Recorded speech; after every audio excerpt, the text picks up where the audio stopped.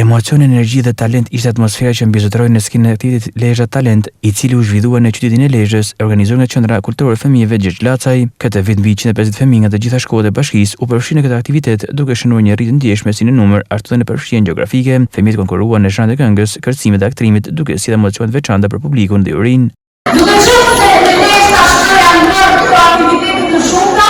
Kjo është monçat Lezhë Talente.